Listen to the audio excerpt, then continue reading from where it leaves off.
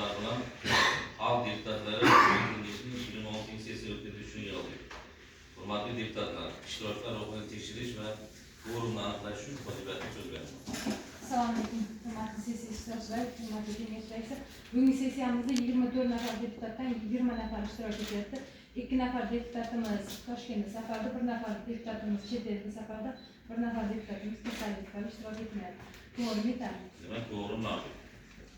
Bugungi sessiyaga xalq deputatlari, tuman kengash deputatlari, tuman hokim o'rinbosarlari, tuman korxona va tashkilot rahbarlari hamda ommaviy axborot vositalari vakillari taklif etilgan.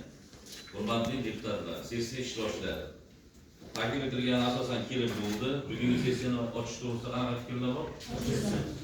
Demak, ochilsin degan deputatlar munosabat bildirishni so'raman. Qarshilar, betaraflar yo'q. Xalq deputatlari tuman kengashining 26-sessiyasini ochiq deb e'lon qiladi.